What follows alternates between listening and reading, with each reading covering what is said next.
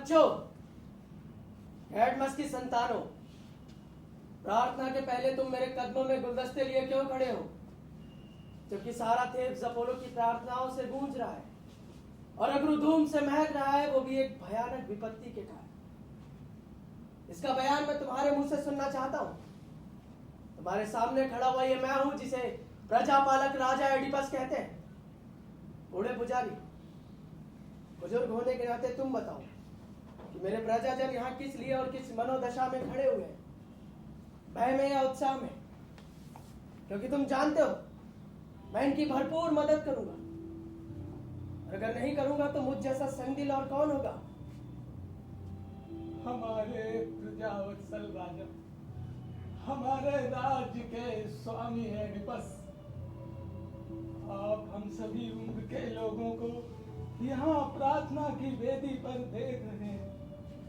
इनमें से कुछ ऐसे भी हैं जो थीब्स छोड़ के जाने के लायक नहीं है। कुछ की कमर झुक चुकी है।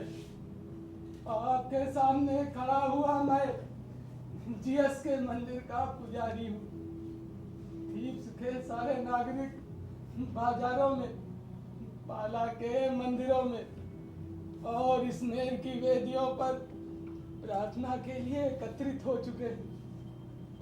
आप स्वयं देख रहे हैं महाराज, तूफान कितना प्रचंड होता जा रहा है।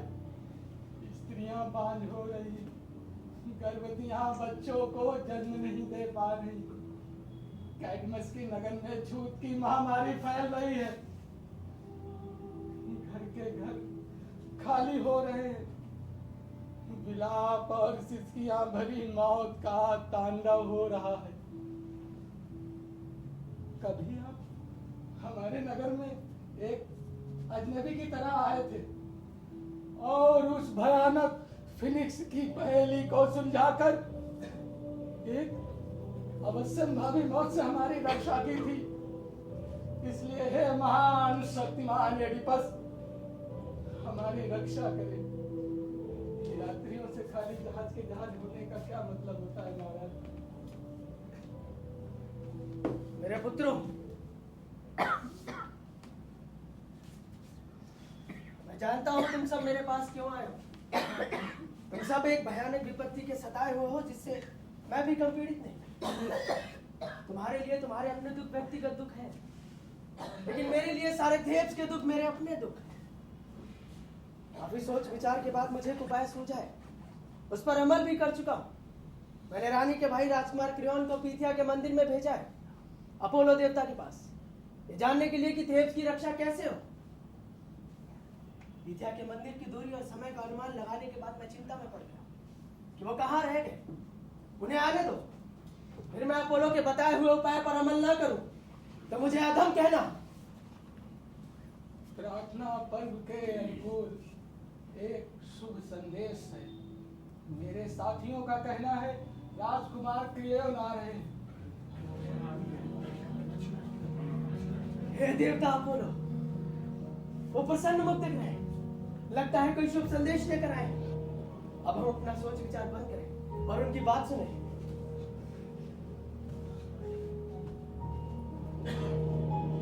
ओ राजकुमार, मेरे प्रिय भाई, मेसेसियस के पुत्र, देवता से क्या संदेश लेकर आए? एक शुभ संदेश। मैं उस समाचार को शुभ मानता हूँ जो कितना भी कठोर क्यों ना हो, लेकिन जिससे शुभ परिणाम निकलते हैं। एक ऐसा उत्तर जिससे उम्मीद तो बनती है, लेकिन जो ज्यादा आश्वस्त नहीं करता। देवता ने क्या कहा? बताता हूँ, एकांत में या सबके सामने? प्रजाजनों के सामने, जिनकी मैं अपने प्राणों से ज्यादा चिंता करता हूँ। अपोलो ने कहा है कि थीब्स को एक प्रदूषण ने ग्रस लिया। इससे पहले कि वो लाइलाज हो, उसे नगर से निकाल दो। लेकिन कैसे? ये प्रदूषण आया कहां से? किसी व्यक्ति को देश निकाला, या खून के बदले खून। बहुत समय पहले यहाँ एक जघन्य हत्या हुई थी। उसी पाप के कारण हमारे नगर पर ये संकट आ गया। देश निकाला, खून के बदले खून, लेकिन किसका? देवता ने क्या कहा? स्वामी, आपसे पहले हमारे देश के सम्राट लेयस थे। मैंने सुना है, हालांकि उन्हें कभी मैंने देखा नहीं। उनकी हत्या की गई थी। देवताओं का आदेश है कि उनके हत्यारों को ढूंढकर बेरहमी से मार दो, चाहे वो कोई भी हो। मामला उलझा हुआ है, लेकिन इतने पुराने अपराध के सूत्र हमें कहाँ मिलेंगे? यहीं थेब्स में। जैसा कि देवताओं ने बताया, तलाश करने का अक्सर मतलब होता है पा लेना, और उपेक्षा करने का मतलब खो देना। राजा की हत्या कहाँ हुई? नगर में या देहात में? सरहद के बाहर। जैसा कि देवताओं ने बताया, लेस एक मंदिर में पूजा के लिए अपने साथियों के साथ गए थे, फिर वहां से लौटे। उनका कोई साथी भी नहीं लौटा? कोई भी नहीं। हाँ, एक भगोड़ा जरूर लौटा, लेकिन उसने भी कुछ खास नहीं बताया, सिवाय इसके कि राजा और उसके साथियों को लुटेरों ने मार दिया। लुटेरों को उकसाया किसने? क्या थेब्स के किसी नागरिक ने? एक अफवाह तो ये भी थी सम्राट, लेकिन इस पहेली को सुलझाने की कोशिश नहीं की गई। किसी ने भी कोशिश नहीं की। उसी वक्त स्फिंक्स ने आकर थेब्स में तबाही मचा दी, जिससे इस रहस्य पर पर्दा पड़ा रह गया। मैं उस घटना की छानबीन करूंगा। तुम्हारा और अपोलो का कहना सच है। मैं मृत राजा और थेब्स के नियमों के लिए लड़ूंगा, और अपने लिए भी, क्योंकि जो छिपे हाथ राजा लियस पर वार कर सकते हैं वो मुझ पर भी कर सकते हैं। इसलिए तुम्हारे राजा की लड़ाई को मैंने अब अपनी लड़ाई बना लिया है। मेरे पुत्रों, पूजा की डालियां उठाओ और वेदी की सीढ़ियां उतरकर घर जाओ, और सबको सूचित कर दो कि मैं उनके संकट को दूर करने का हर संभव उपाय कर रहा हूं। देवता की इच्छा के अनुसार इससे हमें या तो मुक्ति मिलेगी या विनाश।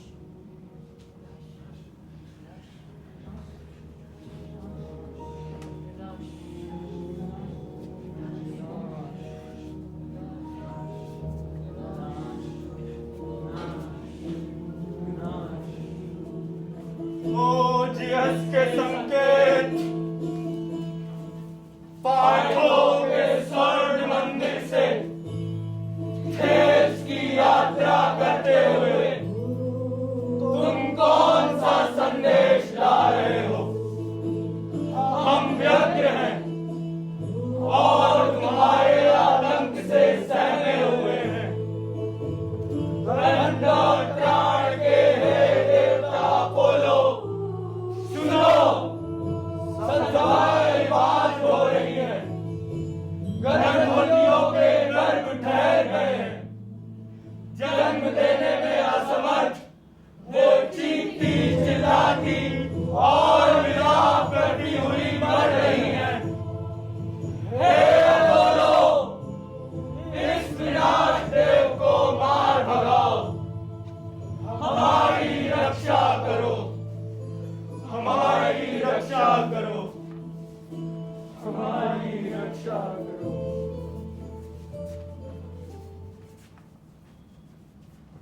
शायद प्रार्थनाओं से ही कोई राह मिले। इसके लिए जरूरी है कि आप मेरे आदेश को ध्यान से सुने और इस रहस्य को सुलझाने में मेरी मदद करें। क्या आप लोगों में कोई ऐसा है जो जानता हो कि राजा लियस की हत्या किसने की? अगर कोई जानता हो तो बताए। मैं उस व्यक्ति को जो अपराधी है उसे थेब्स से निष्कासित घोषित करता हूं। भविष्यवक्ता के देवता अपोलो का भी यही संदेश है। फिर चाहे वो व्यक्ति मेरे महल में हो, मेरी वेदी पर हो या मैं खुद हो, सबके लिए यही दंड होगा। और देवताओं का आदेश ना भी होता तो भी एक राजपुरुष की हत्या की उपेक्षा नहीं होनी चाहिए। इसलिए आज मैं जो उनकी जगह राजा हूं और उनकी पत्नी का पति हूं, ये घोषित करता हूं कि राजा लियस के न्याय के लिए उसी तरह लड़ूंगा जैसे अपने पिता के न्याय के लिए लड़ता। मैं अपराधी को खोजने का हर संभव उपाय करूंगा। यदि मैं अपने कर्तव्य से डिगूं तो देवता इस देश की गति को रोक दे, थेब्स पर सर्वनाश ला दे। हे सम्राट, हम अपराधी को नहीं जानते। वे देवता अपोलो ही बता सकते हैं कि अपराधी कौन है। सच कहा है, लेकिन पृथ्वी का ऐसा कौन सा मनुष्य है जो देवता को उनकी मर्जी के खिलाफ चला सकता है? हमारी राय में एक विकल्प है, आज्ञा हो तो कहें। एक क्या दो हो तो भी कहो, और जल्दी कहो। संत एलियस अपोलो की तरह सर्वज्ञ हैं। वे आपको लक्ष्य की दिशा बता सकते हैं। मैं गफलत में नहीं। उन्हें बुलाने के लिए मैंने क्रेन को भेजा है, हालांकि वो अभी तक लौटे क्यों नहीं? सुना था एलियस यात्रियों के हाथों मारे गए। मैंने भी यही सुना था, हालांकि इसका कोई चश्मदीद गवाह नहीं मिला। होगा भी तो आपके आदेश के भय से सामने नहीं आएगा। देखो, दृष्टा संत टेरेसियस पधार रहे हैं, जिनकी आत्मा में हमेशा सत्य का वास रहता है।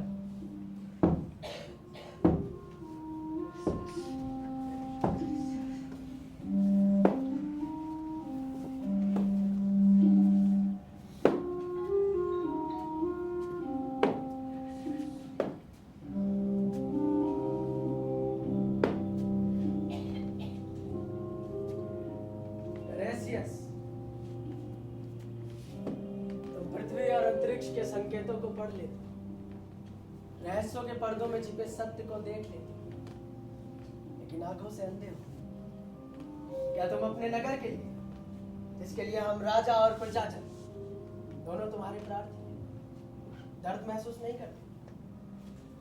अपोलो ने हमारे पास एक संदेश भेजा है कि सर्वनाश से बचने का एक ही उपाय है, यश के हत्यारों को निर्वासन या मृत्यु दंड। पक्षियों के संकेतों और अपनी मांत्रिक शक्ति से बताओ कि वो अपराधी कौन है। यश की हत्या से उपजे इस प्रदूषण से नगर को बचाओ। हमारा जीवन मरण तुम्हारे हाथ में है टेरेसियस। ओह बेचारा मैं, जब कोई फायदा ही नहीं तो अपनी बुद्धिमानी पर अफसोस होता है। इतना सब कुछ जानते समझते हुए भी इस बात पर अमल करता तो यहां कभी नहीं आता।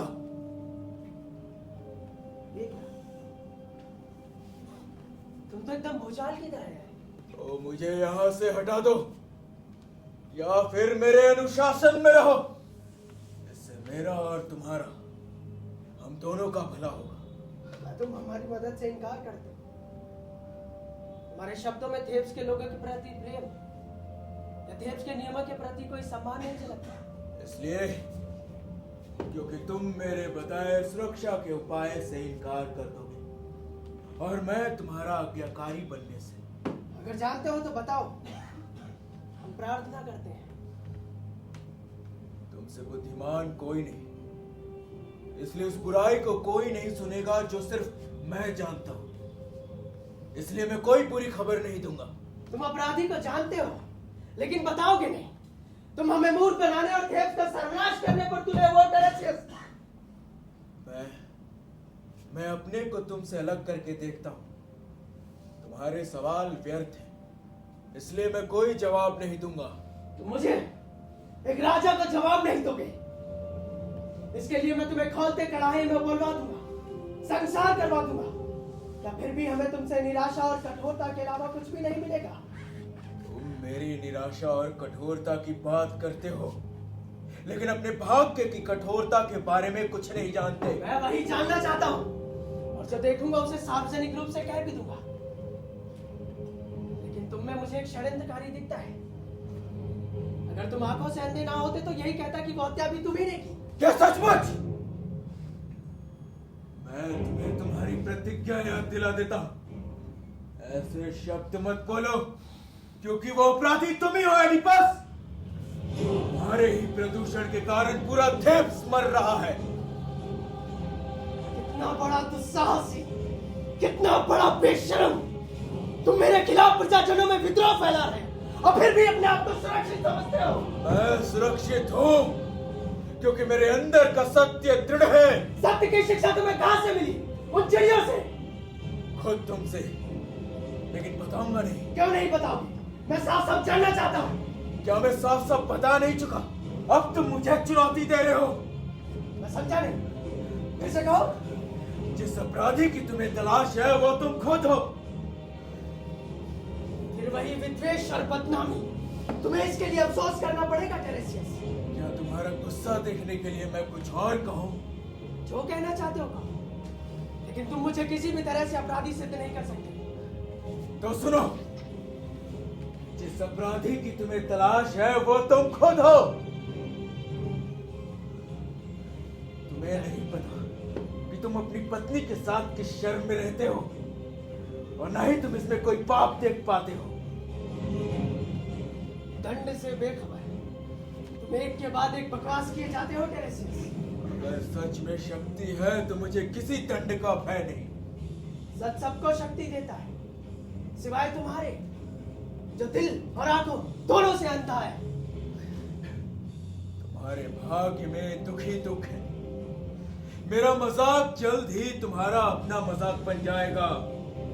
तुम्हारे दिमाग में सिर्फ अंधकार है, वो भी रात जैसा काला और अज्ञान।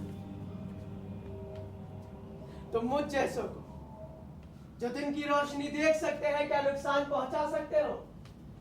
तुम्हारे भाग के नियंता अपोलो है, मैं नहीं। मैं तो सिर्फ उनका दूत हूं।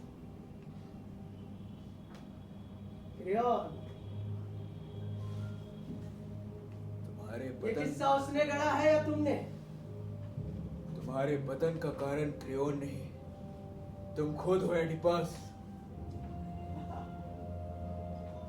ओह, धन संपत्ति के वैभव, राज सत्ता और बुद्धि के वरदान, जिनसे हम जीवन में चालाकियों की लड़ाइयां जीतते हैं। मुझे थेब्स का राजपाट मिला जो मैंने नहीं चाहता। उसके लिए क्या मेरे दोस्त या क्रियोन कोई षड्यंत्र रच सकते हैं? मेरे सामने एक धूर्त पाखंडी बाजीगर को खड़ा कर सकते हैं जो मुफ्त का धन सुनने में माहिर और भविष्यवक्ता के ज्ञान से शून्य हो। उस पहेली को सुलझाने के लिए असाधारण बुद्धि की जरूरत थी। जब वो भयानक फिनिक्स अपनी अबूझ पहलियों से थेब्स में प्रलय मचा रही थी, तब तुम क्यों चुप थे? तब क्यों लोगों की रक्षा करने के लिए आगे नहीं आए? तुम मुझे देश निकाला देकर राजा क्रियोन के दरबार में एक सम्मानजनक कुर्सी पाना चाहते हो। तुम बूढ़े हो टेरेसियस, वरना तुम खुद ही बता देते कि तुम असल में क्या हो। हमारे स्वामी, हमें संत टेरेसियस की बातों में विद्वेष नजर आता है, इसलिए हमारे स्वामी, यही हमारी आपके बारे में राय है। हालांकि तुम राजा हो, तुम्हें दूसरों के उत्तर देने के अधिकार का सम्मान करना चाहिए। मैं तुम्हारा सरखरीद गुलाम नहीं, न ही क्रियोन का आदमी हूं। मैं अपोलो का दास हूं। तुमने मेरे अंधेपन पर कटाक्ष किया है, लेकिन आंखें होते हुए भी तुम अपने उस पाप के प्रति अंधे हो जिसमें तुम सिर से पैर तक डूबे हुए हो। एक पाप जो तुम्हारे जन्म का है। तुम्हें नहीं पता कि तुम्हारे माता पिता कौन है, और ना ही तुम ये देख सकते हो कि ये महामारी तुम्हारा ही फैलाया प्रदूषण है। तुम्हारे माता पिता की प्रेत आत्माएं तुम्हें लगातार भटकाएंगी तब तक जब तक तुम जो सिर्फ सच देखना चाहते हो, सिर्फ अंधेरा देखना चाहोगे।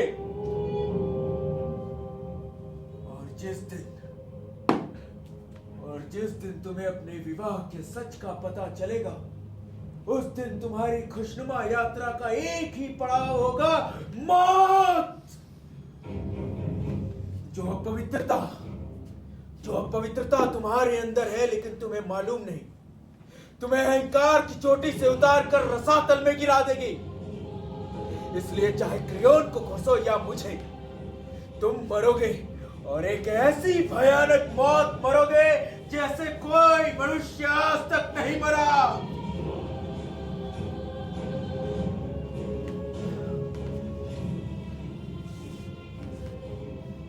क्या मैं ये बात एक सर्वज्ञ संत के मुंह से सुन रहा हूं? अब यहां से चले जाओ, तुम्हारा नाश हो। जितनी जल्दी हो सके महल छोड़कर उसी रास्ते से वापस चले जाओ जिससे आए थे। जिस भी रास्ते से आया था तुम्हारे बुलाने से आया था, वरना यहाँ कभी नहीं आता। तुमसे ऐसी मूर्खता की उम्मीद नहीं थी, अगर जल्दबाजी में तुम्हें कभी नहीं बुलाता। जैसा कि तुमने कहा, मैं तुम्हारे लिए एक मूर्ख हूं, लेकिन तुम्हारे माता पिता के लिए, उनके लिए मैं बुद्धिमान था। मेरे माता पिता कौन थे? बोलो। वही जिनसे मैंने कहा था कि तुम जिसे जन्म दे रहे हो वही तुम्हारे सर्वनाश का कारण बनेगा। वही रहस्यमय पहेलियां तुम कह चुके हो, पहेलियां सुलझाने में तुमसे माहिर कोई नहीं। तुम ताने दे सकते हो टेरेसियस, लेकिन मैं ये पहेलियां अब सहन नहीं कर सकता। इसमें तुम्हारा कोई दोष नहीं है, तुम अपनी नियति से तबाह हो। उससे क्या फर्क पड़ता है? मैं थेब्स के लोगों की रक्षा कर सकूं तो मुझे किसी बात की चिंता नहीं। अब मुझे यहाँ से चलना चाहिए। चलो लड़के, मुझे रास्ता दिखाओ। जाओ, इस लड़के को बुलाओ, फौरन यहाँ से चले जाओ। तुम हमारी कोशिशों में बाधा डालते हो। जाता हूं, लेकिन जाने से पहले तुम्हें एक संदेश देना चाहता हूं। तुम मेरा कुछ नहीं बिगाड़ सकते। वो व्यक्ति जिसे तुमने लेस का हत्यारा घोषित किया है, वो यहाँ के लिए एक अजनबी है, लेकिन जल्द ही ये सारे प्रजाजन जान लेंगे कि उसका जन्म थेब्स में हुआ था। वो अपने ही पुत्रों का भाई और जिसकी कोख से जन्मा था अपने उस मां का पति, और जिसकी सेज को उसने दूषित किया है अपने उस पिता का हत्यारा। और फिर भी तुम्हें लगे कि मैं झूठा हूं, तो समझ लेना कि मुझ में भविष्यवक्ता का कोई ज्ञान नहीं, कोई ज्ञान नहीं।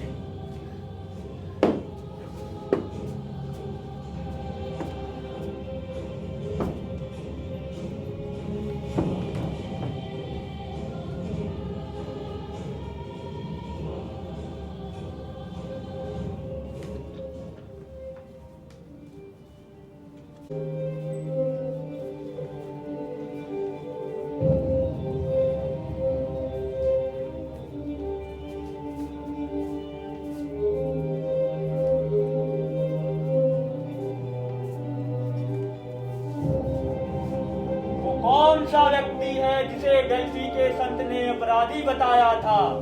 ये भी कहा है कि वो गले तक पाप में डूबा हुआ है।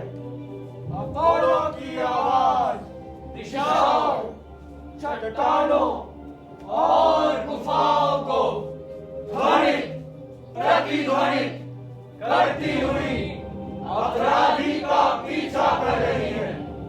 अपराधी का अंत निश्चित है। अंतरिक्ष के पक्षियों के संकेत समझने वाला संत बुद्धिमान लगता है। हमसे सही या गलत कुछ भी नहीं कह सकते। हमें भयानक फिनिक्स की याद है जिससे एडिपस ने हमारी रक्षा की थी, और एक बुद्धिमान विजेता की तरह हमारे नगर में प्रवेश किया था। हम उससे घृणा नहीं करेंगे, नहीं कर सकते, नहीं कर सकते, नहीं कर सकते।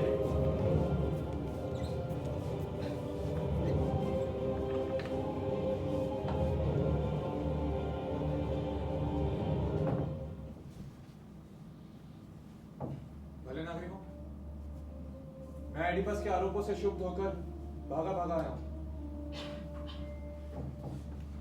क्या उसे विश्वास है कि ऐसी भयानक विपत्ति में मैं अपने शब्द या कर्म से उनका कुछ अहित कर सकता हूं? इस यश के बाद मुझे जीने का मोह नहीं रहा। एडिपस का फैसला विवेकपूर्ण नहीं था। मानसिक तनाव की हालत में उनके मुंह से कुछ गलत शब्द निकल गए।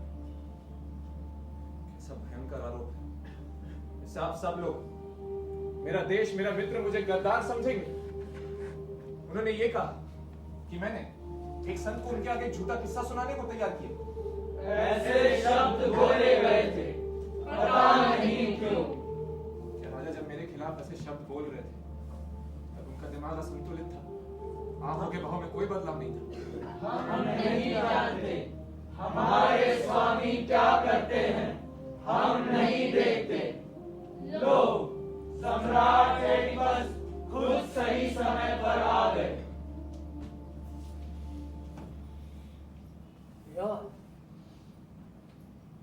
मेरे प्यारे भाई, प्यारे दोस्त, क्या तुम में इतना दुस्साहस है जिसे मारकर उसका सिंहासन छीनना चाहो उसी के घर जाओ? बताओ, ये षड्यंत्र तुमने कब रचा? तुमने मुझे मूर्ख और कायर कैसे समझ लिया? तुम्हें लगता था कि मैं तुम्हारे षड्यंत्र को समझ नहीं सकता, समझ सकता हूं तो उसे रोक नहीं सकता। बिना किसी धन बल या बिना किसी मित्र बल के कितना बड़ा दुस्साहस कर डाला। मैं तुम्हें चुनौती देता हूँ कि जिस तरह मैंने तुम्हारी बात सुनी अब तुम भी मेरी सुनो, और जब पूरी हो जाए तब फैसला करना। तुम सच का नाटक करने में माहिर हो और सीखने में मंद। तुम मेरी आस्तीन के सांप मुझे निकले। बोलने का मौका दो मित्र। इस विषय में कुछ मत कहना कि तुम झूठे नहीं हो। अंतहीन तर्कहीनता को सच समझते हो तो अलग बात है। अगर तुम समझते हो कि तुम अपने सगे के साथ विश्वासघात करके बच निकलोगे, तो ये तुम्हारा पागलपन है। ठीक है, लेकिन इतना तो बता दो कि मैंने तुम्हारा क्या हित किया है। क्या तुम्हें उस संत को बुलाने की सलाह नहीं दी थी? मैंने दी थी, और मेरे ख्याल से सही दी थी। बताओ रेस कितने साल में गए? क्या? उस दुर्घटना में मारे गए थे, जिसका कोई चश्मदीद गवाह नहीं। सालों पहले की बात है। क्या वो संत तब भी ऐसी भविष्यवाणियां करता था? वो हमेशा से इसी रूप में सम्मानित था। क्या उसने तब भी मेरे बारे में कुछ कहा था? मेरे सामने तो नहीं। और फिर भी तुमने लियस की मौत के बारे में कुछ भी नहीं पूछा? मैंने पूछा था, लेकिन उसने कुछ भी नहीं बताया। अगर वो काल दृष्टा है, तो उसने उसी समय ही क्यों अपराधी का नाम नहीं बता दिया? मैं नहीं जानता। जो मेरी समझ के बाहर होता है मैं उसके बारे में ज्यादा प्रश्न नहीं करता। क्या तुम एक भेद जानते हो? समझदार बनो और स्वीकार करो। अगर जानता होऊंगा तो स्वीकार भी करूंगा। बताओ, जब तुम उससे मिलने गए थे तब क्या उसने लियस की मौत के बारे में या मेरे इतिहास के बारे में कुछ कहा था? क्या उसे इसकी जानकारी है? तुम बेहतर समझ सकते हो। अब मैं तुमसे कुछ प्रश्न पूछना चाहता हूँ। पूछ लो, लेकिन तुम मुझे किसी भी तरह से अपराधी सिद्ध नहीं कर सकते। सबसे पहले ये कि मेरी बहन तुम्हारी भ्राता पत्नी है। हाँ है, इसे कौन इनकार करेगा? तुम्हारे राज्य और गौरव की सहस्वामिनी। हाँ, और इसी से सिद्ध होता है कि तुम एक कपटी दोस्त हो। कपटी? नहीं, मुझे मेरे तर्कों से समझो। सोचो कि जो चैन की नींद सोता हो, साथ में राजसी रौताब भी रखता हो। ऐसे में कौन नादान राजा बनना चाहेगा? एक ऐसा राजा जो हर वक्त आशंकाओं की संगीनों के नीचे रहता हो। मेरे जैसा व्यक्ति नहीं। मैं राजा की तरह रहना पसंद करता हूं, लेकिन राजा बनना नहीं। और तुम्हारे राजा होते हुए मुझे सारे राजसी सुख उपलब्ध है। तानाशाही शासन के राजसी गौरव और वैभव से वो जो कुछ पाया जा सकता है, सब है मेरे पास। ऐसे में राजपाट की कामना करना मूर्खता है एडिपस। ये सारे प्रजाजन मुझे जानते हैं, मुझे नमस्कार करते हैं, मेरे आगे झुकते हैं। यहां तक कि तुम्हारे चाटुकार तुमसे पहले मेरी चाटुकारी करते हैं, क्योंकि वो जानते हैं कि सफलता का रास्ता मुझसे होकर जाता है। ऐसे वृक्ष को छोड़कर, ऐसे आनंद को छोड़कर राजपाट की कामना करना पागलपन है। सत्ता की ललक मेरी प्रवृत्ति में नहीं है। मैं स्वभाव से मनमौजी और महत्वाकांक्षा के खिलाफ हूं। महत्वाकांक्षा मेरी निगाह में घृणित है। मुझ पर आज देशद्रोह का आरोप लगाया गया है, जो एक ही तरीके से सिद्ध हो सकता है।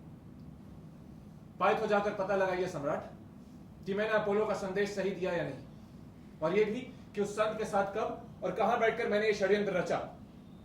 अगर आपका यह अपराध सही सिद्ध होता है तो मैं अपने लिए स्वयं कहूंगा मृत्युदंड। ये देखिए, मेरी इस तलवार से मेरा सर धड़ से अलग कर दीजिएगा, लेकिन सच को झूठ और झूठ को सच कहना न्याय है।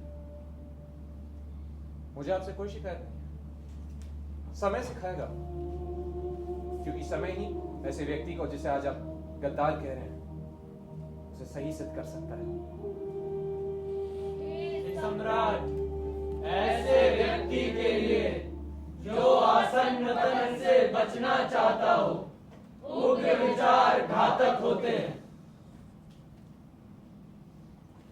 अगर कोई गद्दार अपना उद्देश्य पूरा करने के लिए गर्मी दिखाता है, तो मुझे भी उसके साथ उसी तरह पेश आना चाहिए। क्या मुझे हाथ पर हाथ धरे बैठे रहना चाहिए ताकि मेरा सब कुछ लुट जाए और वो षड्यंत्रकारी अपने षड्यंत्र में सफल हो जाए?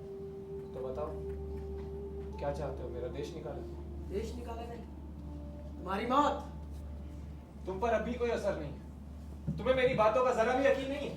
नहीं, पहले सिद्ध करो कि महत्वाकांक्षा रखना मूर्खता है। क्या तुम्हें समझने की बुद्धि है? मेरे हाथ में राजदंड है और इसे किसी पर अन्याय नहीं होना चाहिए। तुम्हारा मतलब तुम पर, जिसका दा झूठा है। तुम्हारी अकल में पर्दा पड़ गया। फिर भी मैं एक राजा की तरह पेश एक आऊंगा। अन्यायी राजा एक निर्दयी राजा से खराब होता है। देश मेरा है और मैं यहाँ का राजा हूँ। उसी तरह जैसे मेरा, हम दोनों ही थे के नागरिक हैं। शांत राजपुरुषों शांत। रानी जो कास्ता आ रही है,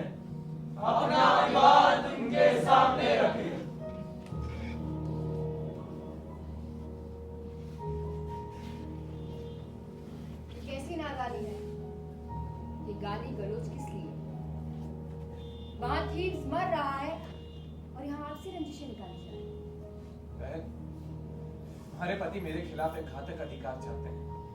मेरा देश निकाला या मेरी मौत? हाँ, क्योंकि मैंने पाया कि ये मेरे खिलाफ षड्यंत्र कर रहा था। मैं इसी वक्त देवताओं की सौगंध खाता हूं, अगर ये अपराध सही सिद्ध हो तो मुझे मृत्युदंड मिले और अपोलो मुझे स्वयं नष्ट कर दे। विश्वास करो, इनका विश्वास करो एडिपस। मेरा विरोध और अपने मित्रों की प्रार्थना पर ध्यान दो। कुछ नहीं तो पवित्र सौगंध का विश्वास करो। हे सम्राट, हम प्रार्थना करते हैं कि हठ छोड़ो और बुद्धि से काम लो। आखिर मैं कितना झुकूं? जिसका अपराध सिद्ध न हुआ हो उसे दंड मत दो, खास तौर से तब जब वो अपोलो की सौगंध उठा चुका हो। क्या तुम लोग जानते हो कि तुम लोग क्या मांग रहे हो? हम जानते हैं। जानते हो तो कहो। अपने आजमाए हुए दोस्त को कलंकित मत करो। किसी धोखे में मत रहना। तुम्हारी प्रार्थना का मतलब है मेरे लिए देश निकाला या मेरी मौत? कभी नहीं। देवों के राजा सूर्य की सौगंध, अगर ऐसा कोई ख्याल हमारे दिलों में हो तो हम नास्तिक की मौत मरे। क्रियोन को छोड़ दो और मैं शर्म खाऊं, निर्वासित कर दिया जाऊं या मारा जाऊं। इसकी सौगंध और तुम्हारी प्रार्थना ने मुझे हिला दिया है। अब ये कहीं भी रहे मुझे इससे घृणा होगी। तुमने हट छोड़ दी, लेकिन तुम्हारे दिल में नफरत है। क्रोध गुजर गया, लेकिन दिल अभी भी वैसे का वैसा कठोर है। ऐसे लोग अपने जीवन में बहुत कष्ट उठाते हैं एडिपस। मैं जा रहा हूं, लेकिन इतना जान लो कि तुम में ना तो बुद्धि है और ना ही दया। मेरे प्रजाजन मुझे जानते हैं और मेरा विश्वास भी करते हैं।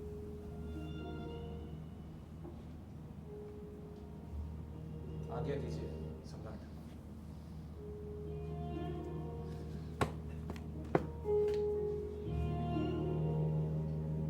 यहाँ रुकने से कोई फायदा नहीं। सम्राट को महल में ले जाओ रानी जोगास्ता। पहले बताओ कि हुआ क्या था? कुछ ऐसे शब्द बोले गए थे जो उस संभावना की ओर इशारा करते हैं जिसका कोई औचित्य नहीं। अब शब्द दोनों ओर से बोले गए। हाँ, दोनों ओर से। बताने से कोई फायदा नहीं। इस समय हम दारुण संकट में हैं, इसलिए इसे छोड़ो। देखे तुम किस नतीजे पर पहुंचते। हालांकि मुझे रोकने के पीछे तुम्हारा इरादा नहीं था। मेरी प्रार्थना है एडिपस, मुझे इस झगड़े का कारण जानने दो।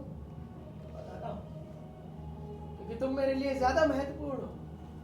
कहो मेरे स्वामी, वो आरोप जिससे पूरा झगड़ा शुरू हुआ साफ साफ कहो। उसका कहना था कि मैं ही लेयस का हत्यारा हूं। किसी सबूत या जानकारी के आधार पर? अपने षड्यंत्र के आधार पर। वो अपने झूठ को छिपाने के लिए एक संत को ले आया जो भविष्यवाणियां करता है। भविष्यवाणियों की बातें छोड़ो, मैं अपने अनुभव से जानती हूँ कि इसमें कुछ भी नहीं होता। एक बार एक भविष्य वक्ता लेयस के दरबार में आया था, अपोलो की ओर से नहीं बल्कि उसके मंत्रियों की सलाह से। उसने एक अजीब सी भविष्यवाणी की कि लेयस अपने पुत्र के हाथों मारा जाएगा, जबकि राजा तो अनजान लुटेरों के हाथों मारे गए, जैसे कि हमें सूचना मिली थी एक तिराहे पर। एडिपस, हमने अपने बेटे को जन्म के तीसरे दिन पेड़ से घुटने छेद कर बर्फानी पहाड़ी पर मरने के लिए छोड़ दिया था। अपोलो की भविष्यवाणी गलत सिद्ध हुई। हमारा बेटा अपने पिता का हत्यारा नहीं बना, ऐसी शंका भी गलत सिद्ध हुई। अब तुम भी किसी भविष्यवाणी पर ध्यान मत दो। देवता जो करना चाहते हैं खुद कर सकते हैं। जोगास्ता, तुम्हारी बातों से मेरे मन में उथल पुथल मच गई। एक डरावना संदेह पैदा हो गया है। कैसा संदेह? तुमने बताया कि लेस एक तिराहे पर मारे गए थे। मैंने यही सुना था और अभी भी लोग यही कहते हैं। उस जगह का नाम बताओ जहाँ ये घटना घटी थी।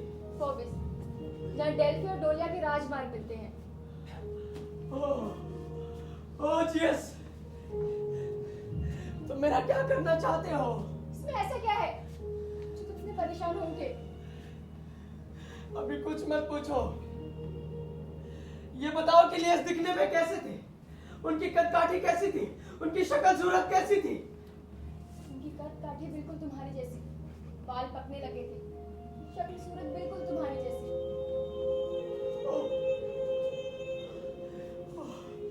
ओह, मेरा अभिशाप और एक ज्ञानी मैं। अब समझ में आ रहा है कि मैं एक शाप में रह रहा हूँ। तुम ऐसा क्यों बोल रहे हो? मेरे ख्याल पहाड़ की तरह बोझिल हो चुके हैं। काश उस संत के आंखें होती। तुमसे एक सवाल और जुकाष्टा, तुमसे एक सवाल और। मैं बहुत डर गई हूँ, लेकिन पूछो। अगर जानती होंगी तो जरूर कहूंगी। बताओ, यात्रा में लेस अकेले थे या राजाओं की तरह अंगरक्षक भी साथ थे? कुल मिलाकर 5। उसमें एक रथ का सारथी भी था।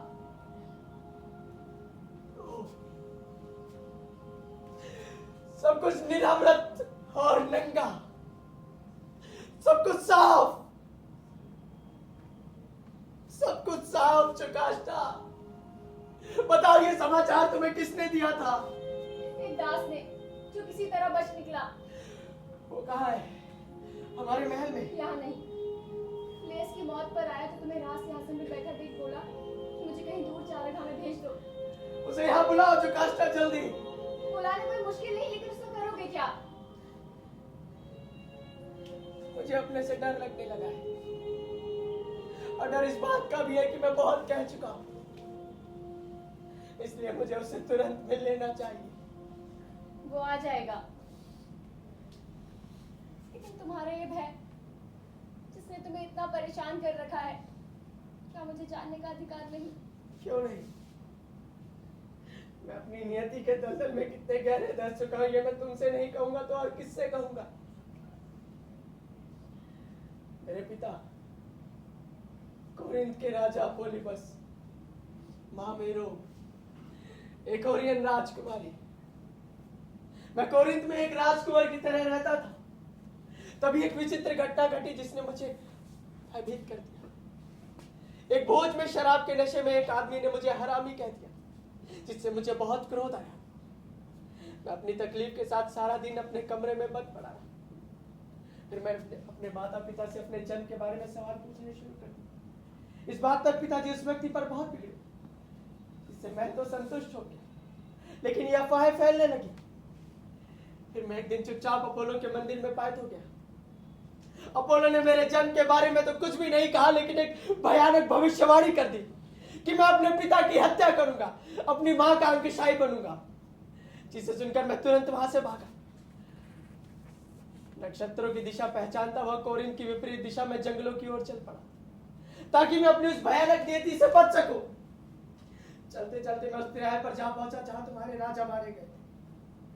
उस तिराहे पर मुझे 3 अंगरक्षक मिले, जिन्होंने मुझे बेरहमी से एक और ठेल दिया, जिससे मैंने क्रोधित होकर उन पर वार किया। रथ पर बैठे एक अपरिचित अधेड़ जो मेरे पास से गुजरने का इंतजार कर रहा था, अपने 2 फंसे भाले से मेरा सिर छेदना चाहा, जिससे उसे 2 गुनी कीमत चुकानी पड़ी। मैंने अपने भाले के प्रहार से उस पर वार किया, जिससे वो रथ से उड़कर जमीन पर गिर पड़ा। अब अगर किसी तरह से वो अपरिचित और लेस एक ही आदमी सिद्ध होते हैं, तो इस संसार में मुझसे भागा कोई नहीं जुकाष्टा। इस संसार में मुझसे भागा कोई नहीं। मैं उसे जल्द बुलाती हूँ। अब तुम महल में चलो, तुम्हारे डर दूर करने के लिए मैं कुछ भी करूंगी। उसे यहाँ बुलाओ जुकाष्टा, बस जितनी जल्दी हो सके उसे यहाँ बुलाओ।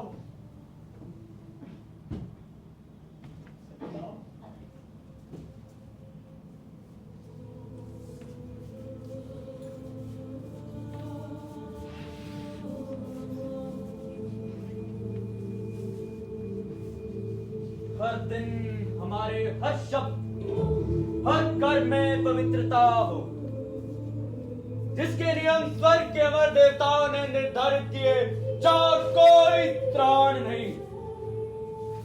उस अपराध को अदंडित मत जाने दो, मत जाने दो। नहीं तो नष्ट होगी भविष्यवक्ता मनुष्य के हाथों से, नष्ट होगा अस्तित्व मनुष्य का भी, बंद होगी अपोलो की अर्चनाएं, मृत्यु होगा धर्म, मृत्यु होगा धर्म, मृत्यु होगा धर्म।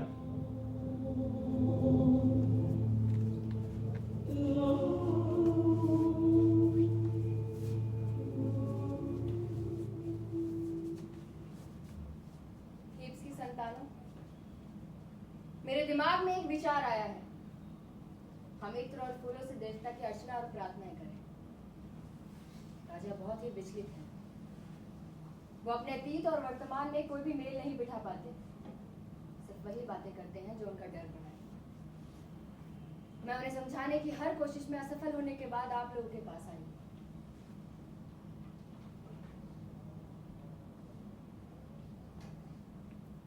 हे अपोलो, मैं तुम्हारे शरण में सर्वत्र व्याप्त हो। हमारी भेंटें और प्रार्थनाएं स्वीकार करो। हमारे रहनुमा राजा एडिपस भय से विक्षिप्त हो चुके हैं।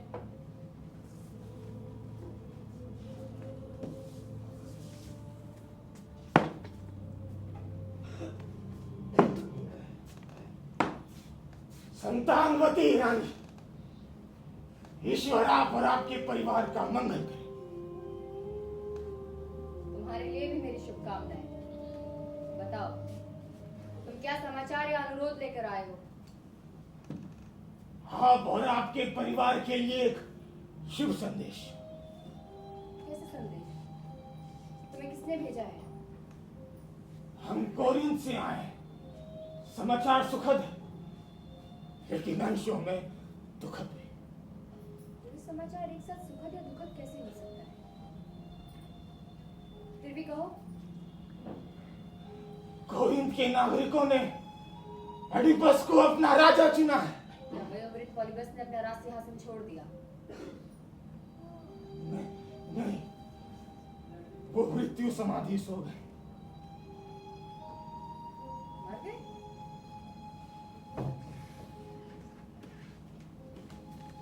तुम्हारा मतलब है एडिपस के पिता मर गए? अगर मेरा समाचार गलत हो तो मुझे मृत्यु दंड मिले। सुनो लड़की, जल्दी से राजा एडिपस के पास जाओ और उन्हें ये समाचार दो। देवता की भविष्यवाणी। तुम कहाँ हो? पॉलिबस वही इंसान थे जिनसे एडिपस सबसे ज्यादा डरते थे, और वो भी मर गए। एडिपस के हाथों नहीं, भाकी के हाथों। बताओ जकास्टा, मुझे किस लिए बुलाया? इस कोरिंथ के हरकारी की बात सुनो और देवता की भविष्यवाणी पर पुनर्विचार करो। क्या कहता है ये आदमी? तुम्हारे लिए संदेश लाया है। तुम्हारे पिता पॉलिबस चल बसे।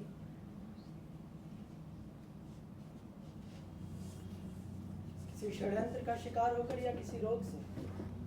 जनता के रोग से।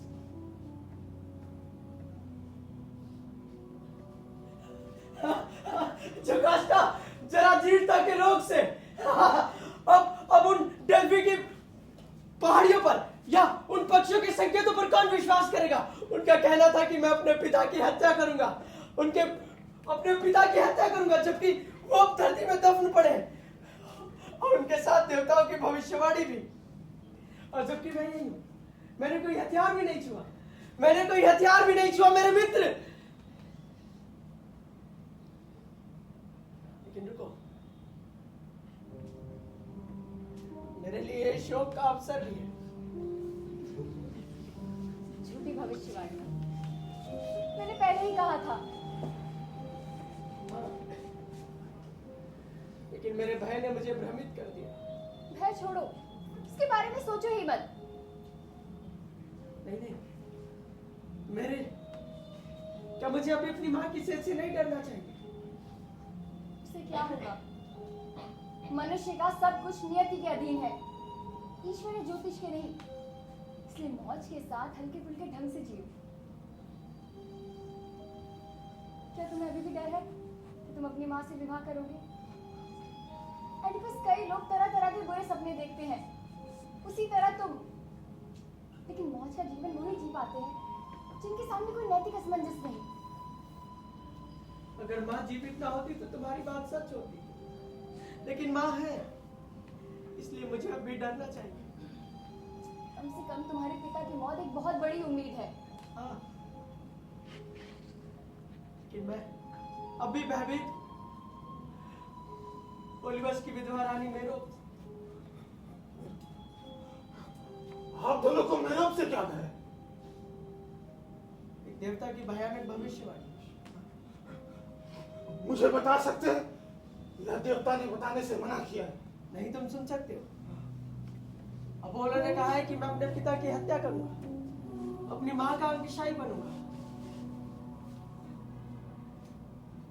इसीलिए तो मैं कोरिन्थ से दूर भागता रहा। क्या आप कोरिन्थ से इसलिए भागे थे? हाँ, इस संकल्प के साथ कि मैं अपने पिता को नहीं मारूंगा। जब आपकी सेवा के लिए निकला ही हूं, तो आपका भय दूर करने में क्यों झिझकूं? अगर कर सको तो उचित इनाम मिलेगा। मेरी सबसे बड़ी फिक्र यही थी कि जब आप कोरिन्थ आएंगे तो हमारा क्या भला होगा। नहीं नहीं, मैं कोरिन्थ, मैं अपनी माँ के पास कभी नहीं लौटूंगा। मेरे बेटे, तुम नहीं जानते कि तुम क्या कह रहे हो। तुम्हारा क्या मतलब है? ईश्वर के लिए जो भी जानते हो जल्दी कहो। क्या तुम कोरिन्थ से इसलिए भागे थे कि कहीं अपोलो की भविष्यवाणी सच्ची सिद्ध ना हो, और तुम्हें यह भय है कि तुम प्रदूषित हो और कहीं तुम्हारे माँ बाप के साथ जघन्य पाप ना हो जाए? हाँ, यही भले आदमी जिससे मैं डरता हूं। लेकिन मेरे बेटे, तुम अपने डर के बेतुकेपन को नहीं देख पाते, क्योंकि राजा पॉलीबस तुम्हारे कोई नहीं थे। कैसा बेतुकापन! और ये कैसे संभव है कि राजा पॉलीबस मेरे कोई नहीं थे? जो मैंने कहा, न उससे ज्यादा न कम, वो तुम्हारे पिता न थे न है। तुम उनके लिए प्रेम भेंट थे, जिन्होंने तुमको इन हाथों से स्वीकार किया था। हाथों से। अगर उन्होंने मुझे तुम्हारे हाथों से स्वीकार किया था तो वो मुझे अपना बेटा क्यों कहते थे? क्योंकि उनका कोई अपना बेटा नहीं था। तो क्या वो तुम्हारा अपना बेटा था? नहीं, मैंने तुम्हें सिंथेरियन की बर्फानी घाटियों में पाया था। उन दिनों मेरे मवेशी उन पहाड़ियों के आसपास चढ़ते थे। गडरिये थे या राजा के नौकर? नौकर, नौकर। लेकिन मेरे बेटे, उस दिन तुम्हारे प्राणों का रक्षक भी, जब मैंने तुम्हें उठाया था, तुम्हारे पैर एक बेड़ी से बंधे थे, इसीलिए तुम्हारे पैरों पे वो निशान है। नहीं नहीं, उन निशानों का जिक्र मत करो। वो शर्त के निशान बचपन से ही है। इसीलिए तुम्हारा नाम एडिपस रखा गया। ये नाम किसने रखा था? मेरी माँ ने या मेरे पिता ने? मैं नहीं जानता, शायद उसने जिसने तुमको मुझे सौंपा था। किसी और ने तुम्हें सौंपा था? हाँ। किसने? क्या तुम उसका नाम बता सकते हो? हाँ। मुझे खूब याद है, एक दूसरे गैलरी में। वो गडरिया कहाँ है? क्या तुम उसका पता बता सकते हो? हाँ, मुझे याद है, उसे सब लेस का नौकर कहते थे। तुम्हारे महल का सेवक था। तुम्हें बेहतर जानना चाहिए। क्या आप लोगों में कोई ऐसा है जो जानता हो कि वो आदमी कौन है जिसका जिक्र इस सरकारे ने किया? जिस गडरिये की चर्चा इस सरकारे ने की है, वो यहाँ का नहीं है, लेकिन शायद उसके बारे में रानी से ज्यादा और कोई ना जानता हो। जो कष्टा, तुम्हारे ख्याल से क्या ये वही आदमी है जिसका हम लोग इंतजार कर रहे हैं? उससे क्या फर्क पड़ता है, वो कोई भी हो। नहीं नहीं, मेरे लिए ये संभव नहीं कि हाथ आए सूत्रों को छोड़ दो और खुद से अनजान बना रहो। देवताओं की सौगंध, अगर तुम्हें जीवेश्वरा है तो इन किस्सों को यहीं छोड़ दो। नहीं नहीं, मैं अपने सच को जानने का अधिकार नहीं छोड़ सकता। मैं तुम्हारे भले के लिए कहती हूँ। ये मेरा भला कितना रहस्यमय होता जा रहा है। बस मैं तुम्हारे भले के लिए कहती हूँ। नहीं काष्टा, मेरा भला कुछ भी हो पर मुझे उससे मिलना है। जो काष्टा बताओ। आज तुम कुछ भी ना जानते।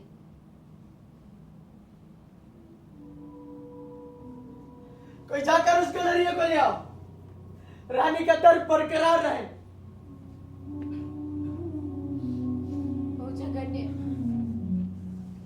ओ जगन्य, तब मैं तुम्हें यही कहकर पुकारती हूँ ना, क्योंकि इससे गृहित और कोई विशेषण नहीं, और कोई विशेषण नहीं, और कोई विशेषण नहीं। स्त्री होने के नाते रानी में दर्द है, इसलिए मुझे वो अपना बेटा स्वीकारती हुई मुझसे इनकार नहीं कर सकती। मैं जन्म से जो भी हो, जैसा भी हो, मैं खुद से इनकार नहीं करूंगा। मैं खुद से इनकार नहीं करूंगा।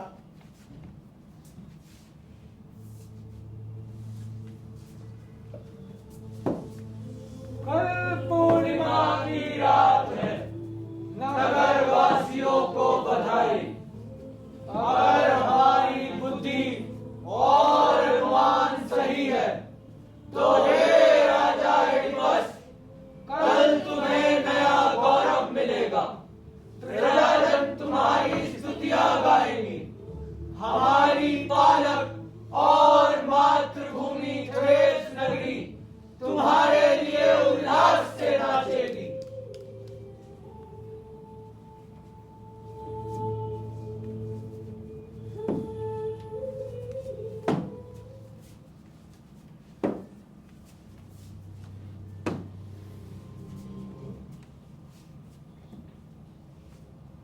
सुना करे, क्या ये वही आदमी है जिसका जिक्र तुमने किया था?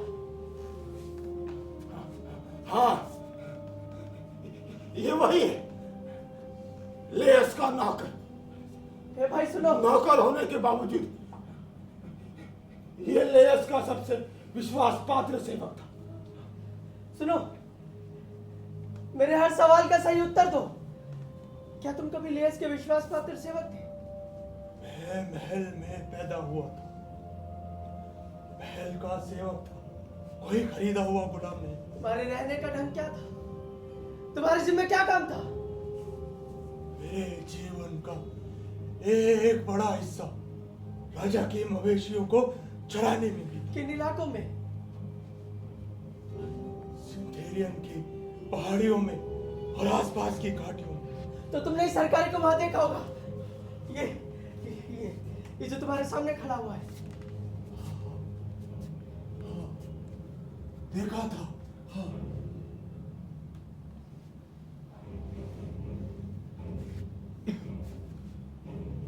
किसे? कब? ये जो तुम्हारे सामने खड़ा हुआ है, क्या तुम दोनों में कभी कोई लेन देन हुआ था? जहां तक याद आता है नहीं।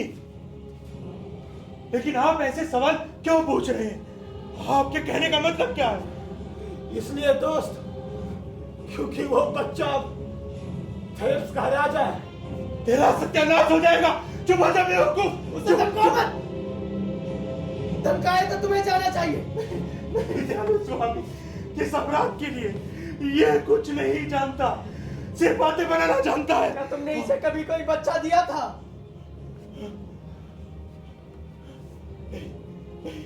नहीं दिया था। अगर कहने से नहीं बताओगे तो सताए जाने से बताओगे।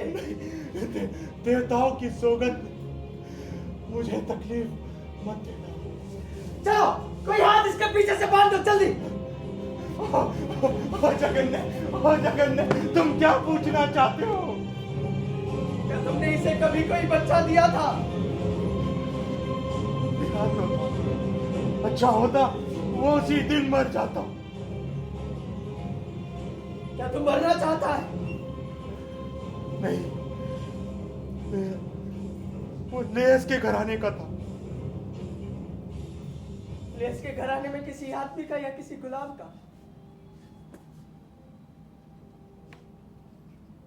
बात वही पहुंच गई जिससे मैं डरता था। से मैं भी डरता हूं भले आदमी, लेकिन फिर भी जानना जरूरी है।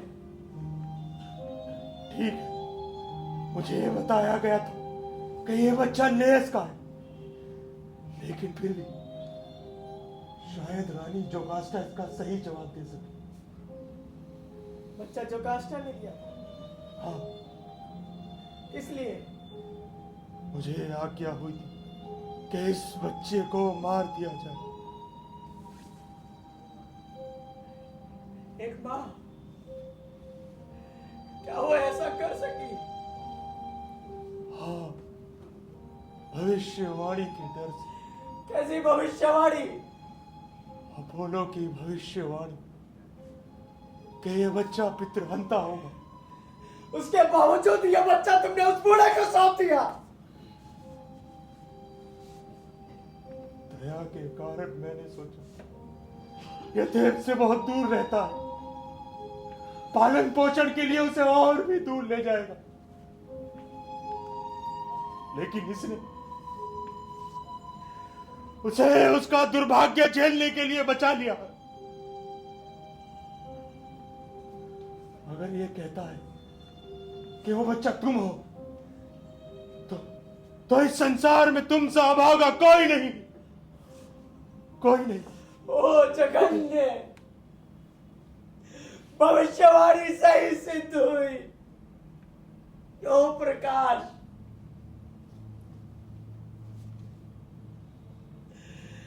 मैं अपनी शर्म में नंगा खड़ा हुआ हूं। मुझे अपने को अंतिम बार देख लेने दो। मैं शर्म में जन्मा, शर्म में विवाहित, और शर्म में अपने पिता का हत्यारा, शर्म में अपने पिता का हत्यारा। सम्राट, एक दुखद समाचार।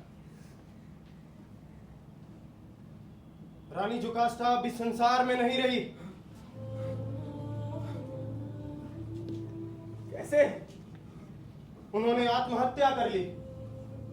कैसे, ये किसी ने नहीं देखा। फिर भी एक हरकारे के तौर पे जितनी जानकारी रखता हूं वो बताता हूं। शोक से पागल हुई रानी महल के सारे द्वार पार कर अपने कक्ष की ओर भागी और सिर के बाल नोचती हुई कक्ष के दरवाजे बंद करने लगी। फिर उन्होंने समाधि में दफन अपने पति लेयस को पुकारते हुए कहा कि उसने उसकी कोख में अपनी संतान को नहीं बल्कि अपनी मौत को रोपा था, और उसी कोख से अन्य संतानों को जन्म देने के लिए अपने पुत्र को जीवित छोड़ दिया था। उसने अपने दोहरे विवाह के लिए फूट फूट कर शोक किया कि कैसे वो बारी बारी अपने पति और पुत्र की अंकशायनी बनी, और फिर अपने ही पुत्र के पुत्रों की मां। इसके बाद किसी को मालूम नहीं कि वो कैसे मरी। हमने उनके अंतिम क्षणों को नहीं देखा।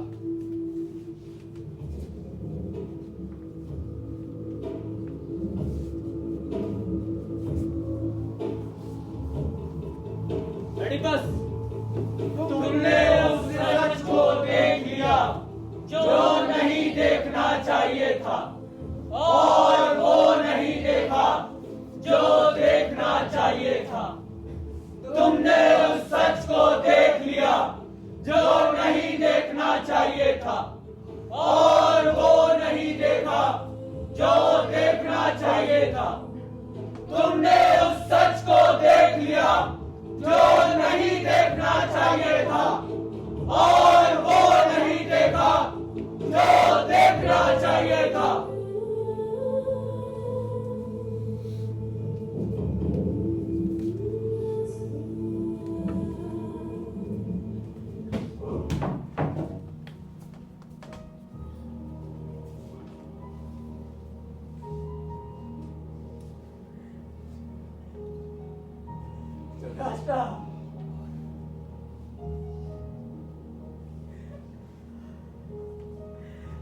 अगर तुमने मुझे जन्म न दिया होता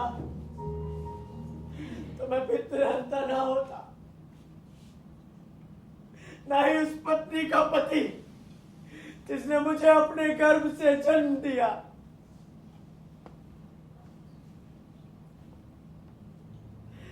लेकिन अब हे ईश्वर,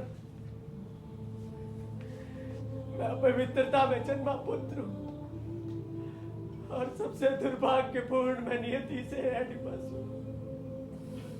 यही मेरा पाप है, यही मेरा पाप है, यही मेरा पाप है।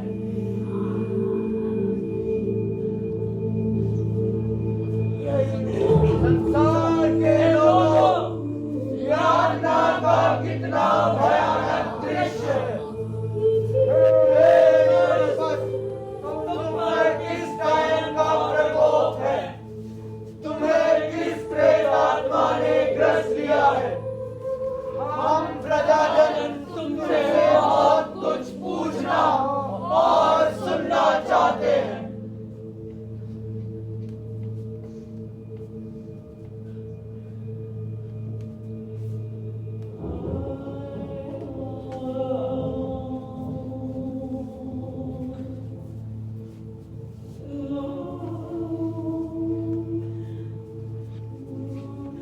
देश के लोगों,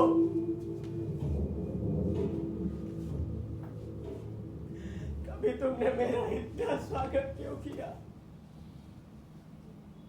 तुमने उसी समय ही क्यों नहीं मुझे मार दिया, ताकि मुझे खुद ही अपने जन्म के बारे में नहीं सुनाना पड़ता। ओ पोलिबस, ओ कोरिन्थो, मेरे पिता के राजमहल, क्या तुम नहीं जानते थे कि तुम जिसे प्रश्रय दे रहे हो उसमें कितने नाखून हैं?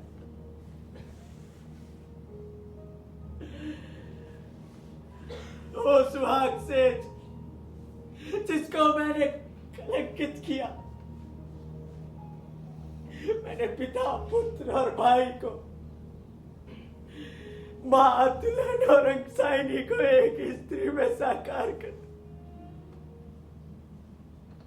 एक ही स्त्री में साकार कर दिया।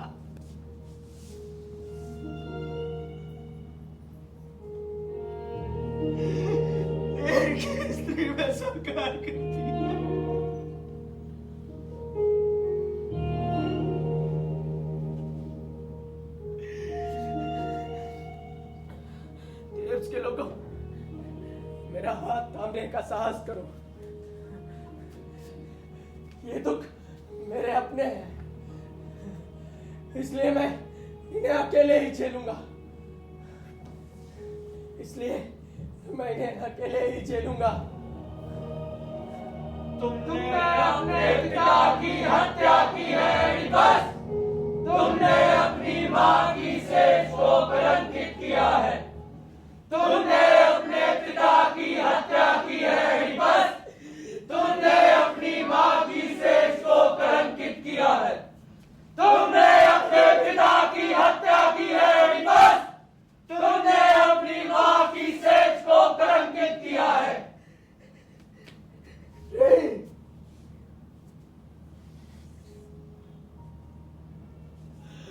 मैं देव का राजा,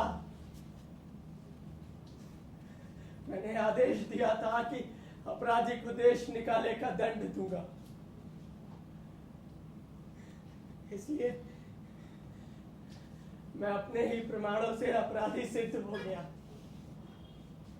अब मैं देव से बहुत दूर देश निकाले का दंड भोगना चाहता हूँ। देश निकाले का दंड भोगना चाहता हूँ। बस। तुम्हारी प्रार्थना सुनकर प्रेरण आ रहे हैं। वे तुम्हारी प्रार्थना सुनेंगे और तुम्हें सही सलाह देंगे। तुम्हारी जगह अब वही हमारे साथ है।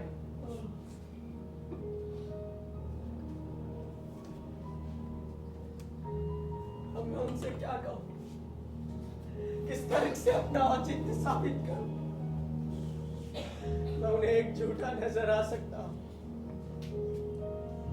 एडिपस?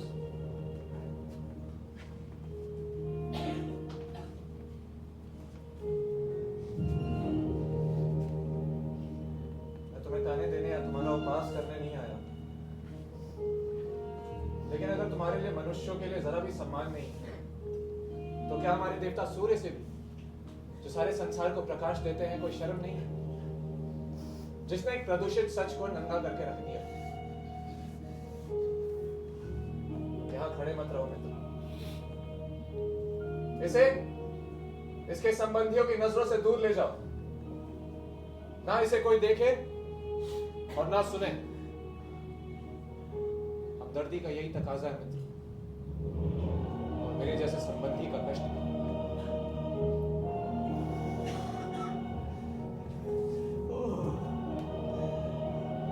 तुम मेरे ख्यालों के विपरीत एक उदार आदमी निकले क्रियोन,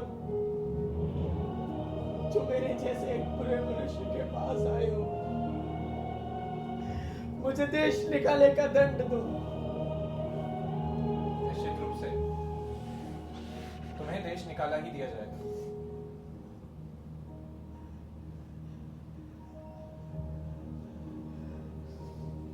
तो मुझे ले चलो।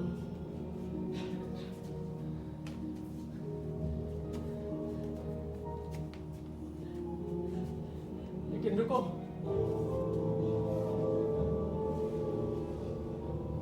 मैं तुम्हारे साथ नहीं जाऊंगा। हर जगह अपनी चलाने की आदत छोड़ो मित्र। तुम्हारी सत्ता आखिर वो भी कितने दिन चली?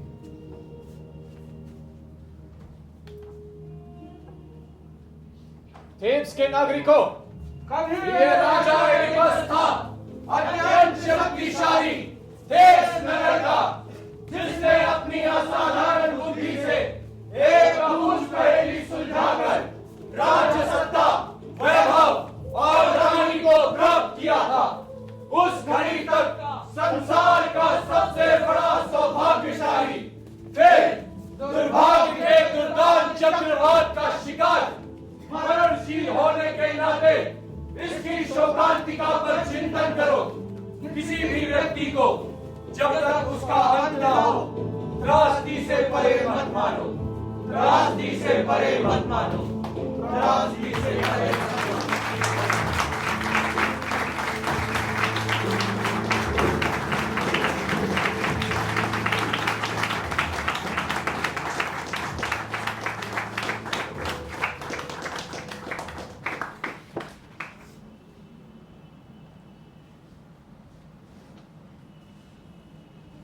ये था हमारा नाटक Oedipus.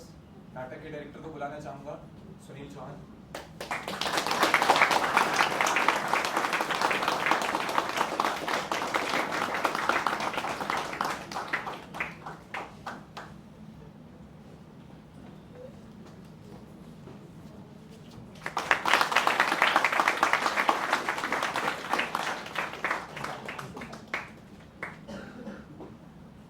Thank you so much, आप लोग आए और एक बार फिर से हाउसफुल किया। सबसे पहले आपके लिए जोरदार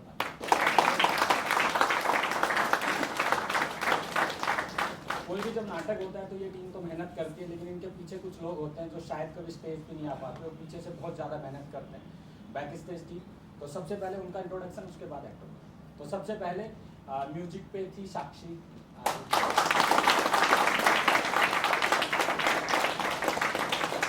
लाइटिंग पे रतन आनंद,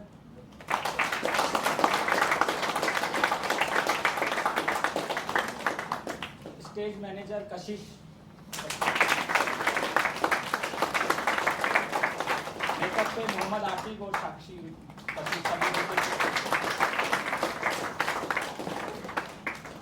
जितनी भी कॉस्ट्यूम बनाई वो बनाई आशिफ ने, आशिफ अख्तर।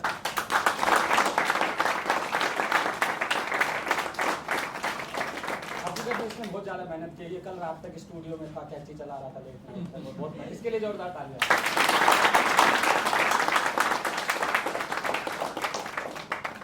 कोई बचा? अभिषेक, आशीष और जो बैक स्टेज टीम थी, जल्दी आ दो, बुलाने की जरूरत। अभिषेक, आशीष, जितने भी लोग।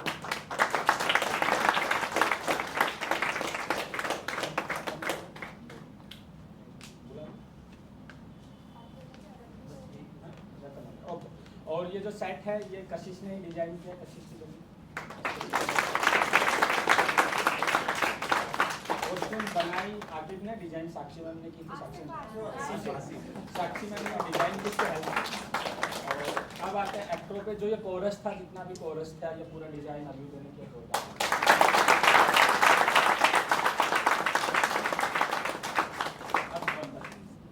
कुशल, अंकित, प्रेम, नकुल, प्रदीप कुमार, सचिन कुमार, भूपेंद्र, राघव, सिद्धार्थ,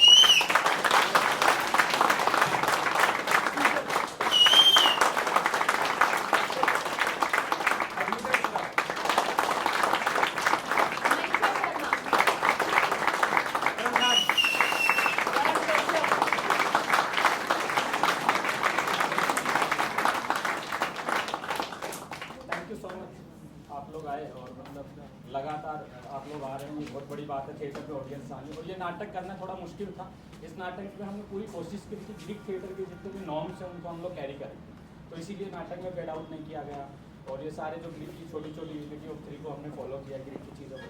और ये नाटक जो डिज़ाइन था बड़े स्टेज के हिसाब से था, 20 तारीख को होना था कल, लेकिन करवा चौथ तो अब नाटक तैयार था तो करना था, तो जल्द आनंद फानंद में हमें ये स्टेज अवेलेबल हो पाया, क्योंकि मेरी भी नई शादी है तो रिस्क नहीं लेना तो कर पाए। तो बहुत सी प्रॉब्लम आई, लेकिन जैसा भी हो पाया इन्होंने अपना 100% दिया। जो भी अच्छा हुआ, इनकी मेहनत की जो थोड़ी बहुत कमी रही वो मेरी गलती थी, इनका सुधार।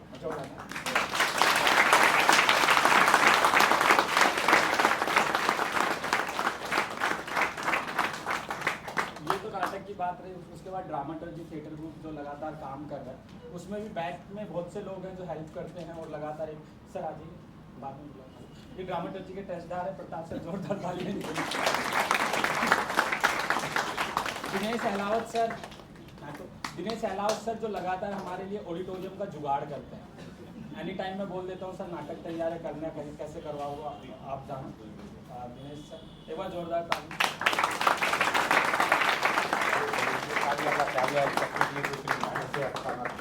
प्रशांत आ जाओ बेटा। हम ये इसमें एक्टिंग में थोड़ा बच्चों को डायरेक्ट किया, इसके लिए जोरदार ताली।